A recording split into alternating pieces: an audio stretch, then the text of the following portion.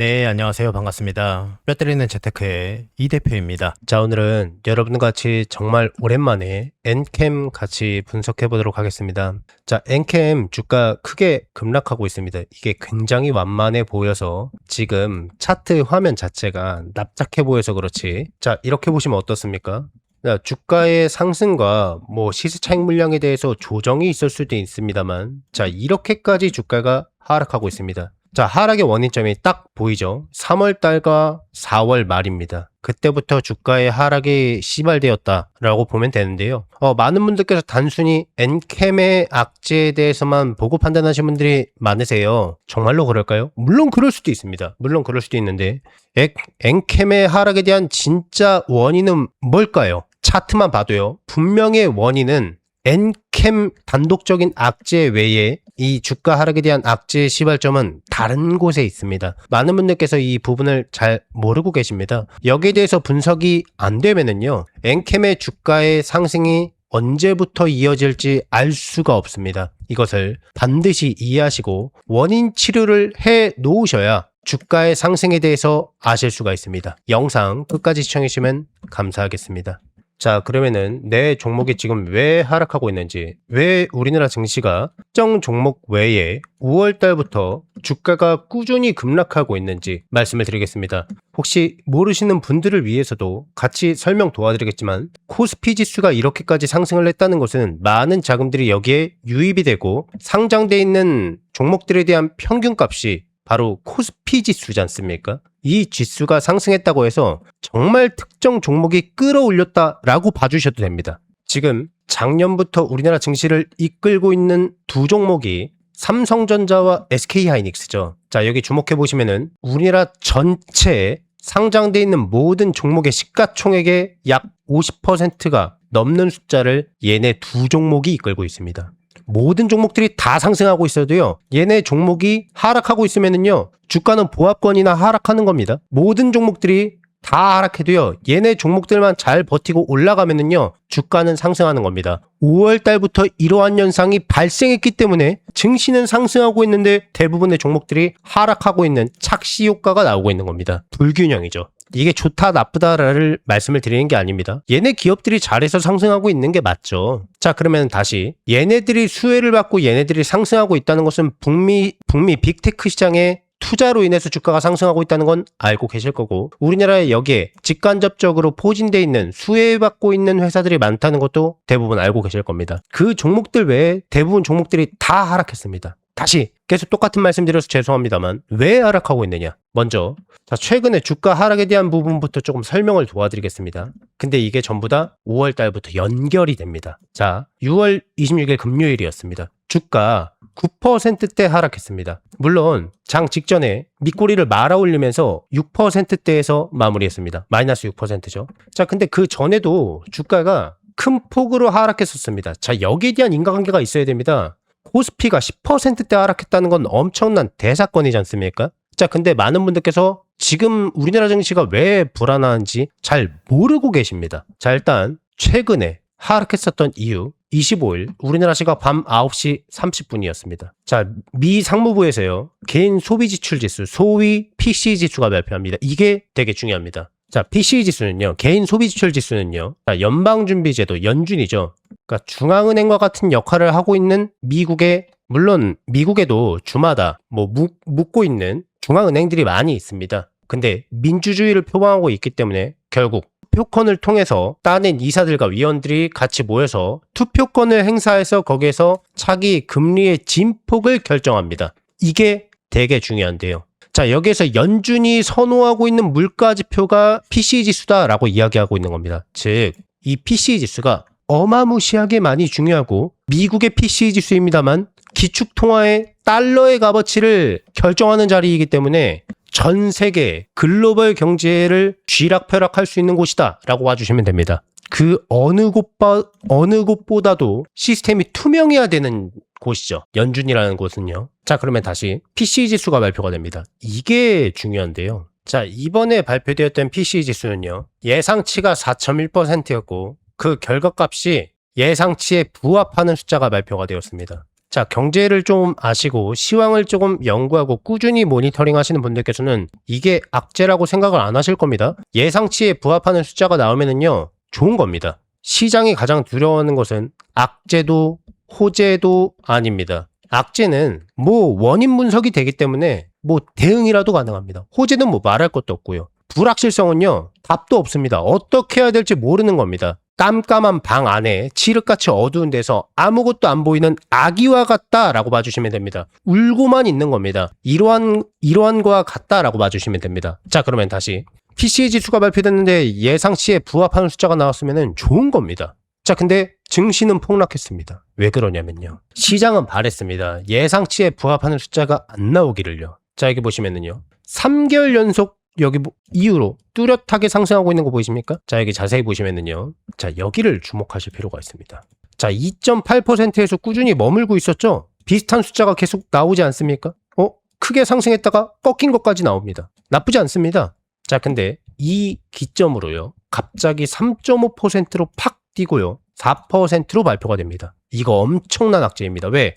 물가가 오른다라는 이야기거든요. 근데 그 이유가 너무 뚜렷합니다. 사실 기정사실화 되어 있었습니다. 2월 말 3월 초에 딱 무슨 일이 있었습니까? 미국이 발발한 이란 사태가 터집니다. 이거는요, 원유값에 대한 상승은 에너지값의 상승으로요, 무조건 헤드라인 물가를 자극할 수밖에 없는 대형 이슈입니다. 이거는 기정사실화 되어 있었습니다. 시장에서도 알고 있었습니다. 다만 그래도 일어나지 않기를 바랬던 겁니다. 근데 그게 예상했던 대로 폭발적으로 상승한 겁니다. 시장은 쇼크를 받을 수밖에 없었습니다. 이란 사태부터 주가가, 이란 사태가 2월 말 2월 28일, 3월 1일 날 발발했지 않습니까? 그때 주가가 크게 하락했습니다. 조정 기간도 꽤 길었어요. 한 달 동안이었어요. 이럼에도 불구하고 시장은 결국 회복했습니다. 이게 뭐 이때 당시에 매일매일 시황이 바뀌었지 않습니까? 종전이 될 것이다, 안 될 것이다. 이거 의미 없었어, 지금 보면은. 지금도 의미 없고요. 근데 어쨌거나 헤드라인 물가를 자극한다는 것은 기정사실화였거든요. 근데 안 되길 바랬습니다. 안 되길 바랬는데요, 물가는 결국 상승한다는 메커니즘으로 계속 발표가 되는 거예요. 주가가 폭락하기 시작한 겁니다. 근데요, 물가 상승은 결국 금리 인상으로 결국 귀결될 수밖에 없습니다. 지금 미국의 기준금리는 3.75%인데요. 지금 환율이 엄청 많이 오르고 있죠? 우리나라 입장에서요. 달러의 값어치가 상대 값어치지 않습니까? 우리나라 원화에 대한 값어치에 비하면은 미국의 달러에 대한 값어치가 올라가고 있는데, 금리가 올라가면은요, 환율이 더 올라간다라는 이야기거든요. 이걸 방어하기 위해서 우리나라 기준금리도 올려야 되거든요. 그래서 주가가 우리나라가 특히 더 많이 조정을 받고 있는 겁니다. 정말 호재적인 뚜렷한 호재가 있지 않은 이상, 좋을 호자잖아요. 뚜렷한 매출 증대에 대한 이슈가 있는 특정 종목이 아니라면은 당연히 전부 다 하락할 수밖에 없습니다. 그러한 환경이 조성이 돼버리고 만 겁니다. 이거 저번 주에도 한번 비슷한 내용으로 촬영을 해서 보여드린 적이 있는데요. 이게 금리 인상, 금리 올릴 것이다, 이게 금리 인하, 이거 지금 보시는 분들은 나빠 보이지 않죠? 그래도 70%에 육박하네. 죄송합니다. 이거 인하가 아니라 동결이죠. 죄송합니다. 잘못 이야기했죠. 동결의 가능성이 70%면 나쁘지 않느냐. 이거 원래 100%에 수렴하고 있었습니다. PCE 지수가 발표하기 전까지요.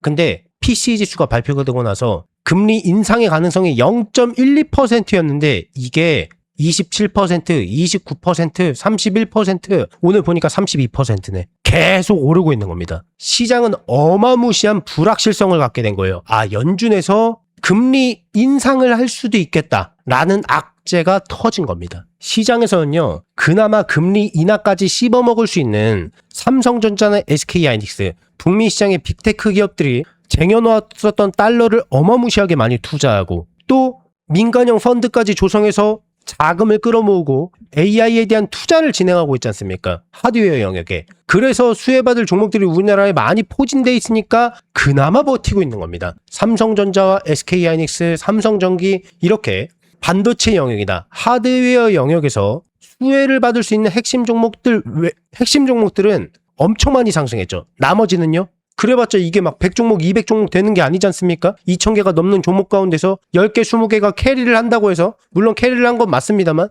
그 종목들은요, 전부 다 하락했습니다. 지금 계좌에 갖고 계신 종목들 정말 AI 데이터 센터에 대한 투자로 인해서 명확한 수혜, 명확히 매출로 꽂힐 것이다 라는 수혜가 있는 종목이 아니라면 대부분 하락할 수밖에 없는 겁니다. 그러니까 지금 시장에서 예상할 수 없었던 물론 이거 말고도 정책 실장에 대한 이슈, 우리나라 외국인들이 자금이 빠져나갈 수밖에 없는 정책이 지금 나오는 것도 맞습니다. 외국인들의 자금이 많이 유출된 것도 사실이고요. 근데 그걸 떠나서 금리 인상에 대한 악재는요, 중소형 종목들에게 치명적일 수밖에 없습니다. 그래서 중소형 종목들이 전부 다 하락하고 있는 겁니다. 결론은요, 지금 우리나라 증시의 조정, 중소형 종목들이 전부 다 하락하고 있는 이유는 물가 상승으로 인한 금리 인상에 대한 가능성이 너무 높아졌다입니다. 가능성입니다. 결정은 연준과 캐비넛이 하는 겁니다. 자, 그러면은 내 종목은 앞으로 어떻게 되는 걸까요?